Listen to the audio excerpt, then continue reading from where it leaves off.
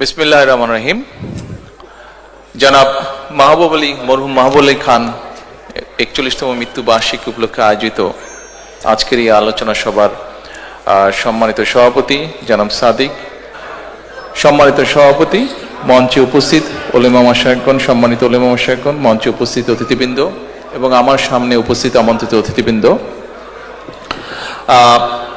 আমার স্ত্রী ডক্টর জুবাইদাকে এখান থেকে অনুরোধ করা হয়েছে পরিবারের পক্ষ থেকে কিছু বলার জন্য। স্বাভাবিকভাবে আজকের এই দিনটিতে মাহবুব আলী খান সাহেবের সন্তান হিসেবে উনি কিছুটা মানসিকভাবে ভারাক্রান্ত, সেই জন্য ওনার পক্ষ থেকে, পরিবারের পক্ষ থেকে আমি আপনাদের সামনে দাঁড়িয়েছি ওনার জামাতা হিসাবে।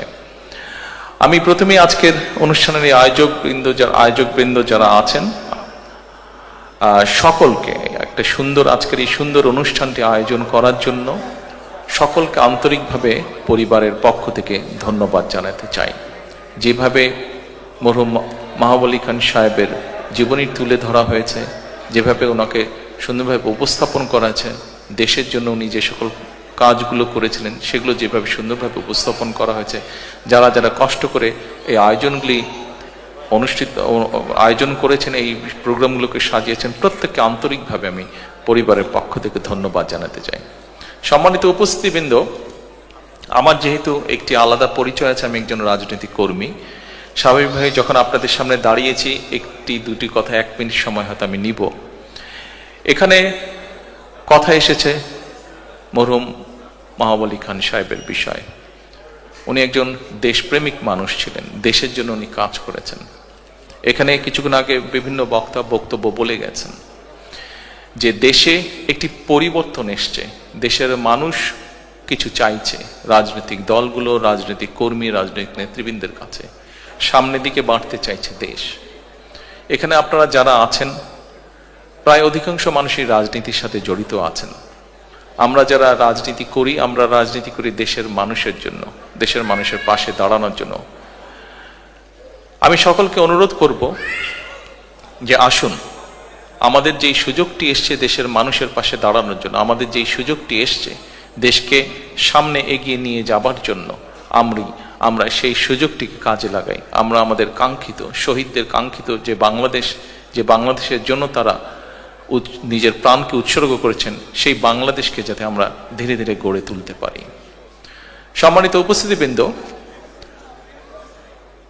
যে একটি বিপ্লবের মাধ্যমে, যে একটি রক্তক্ষয়ী আন্দোলনের মাধ্যমে দেশে এই পরিবর্তন এসছে, আমরা রাজনৈতিক দলের পক্ষ থেকে বিভিন্ন সময় এই আন্দোলনকে সফল করার জন্য দেশের প্রতিটি শ্রেণীর পেশা মানুষকে ধন্যবাদ জানিয়েছি। কারণ একজন রাজনৈতিক কর্মী হিসেবে আমি বিশ্বাস করি যে গত বছর 5ই আগস্ট যে বিজয় আমরা অর্জন করেছি, এই বিজয়টি কোনো একক কোনো সংগঠন বা কোনো দলের দ্বারা সম্ভব ছিল না। সমাজের সর্বস্তরের মানুষ, প্রত্যেকটি শ্রেণী পেশার মানুষ রাজপথে নেমে এসেছিলেন বলেই এই আন্দোলনটি সফল হয়েছে, বাংলাদেশ স্বৈরাচার মুক্ত হয়েছে। আমরা বিভিন্ন সময় দলের পক্ষ থেকে, আমি ব্যক্তিগতভাবে দলের পক্ষ থেকে আমরা দেশের প্রত্যেকটি শ্রেণী পেশার মানুষকে আমরা ধন্যবাদ জানিয়েছি। আমি প্রায় 17 বছর প্রবাসে আছি। আপনারা যারা প্রবাসী আছেন, শুধু ইউকেতে না, পৃথিবীর বিভিন্ন দেশে যারা আছেন, প্রবাসে যারা আছেন, আপনাদেরই একটি অংশ হিসাবে আমি প্রবাসে 17 বছর ধরে আছি। আমরা একটি গোষ্ঠী যাদেরকে আমরা হয়তো ধন্যবাদ জানিয়েছি, কিন্তু কম জানিয়েছি আন্দোলনকে সফল করার জন্য যাদের অবদান ছিল। অর্থাৎ সম্মানিত উপস্থিতিবৃন্দ, আজকের এই অনুষ্ঠানের মাধ্যমে সারা বিশ্বে যত বাংলাদেশি প্রবাসী আছেন, যারা বিগত আন্দোলনের, স্বৈরাচারের বিরুদ্ধে যে আন্দোলন হয়েছে, সেই আন্দোলনে প্রবাসীদের বিপুল সংখ্যক মানুষ যার যার অবস্থান থেকে সেই আন্দোলনকে সফল করার জন্য বিভিন্নভাবে অবদান রেখেছেন।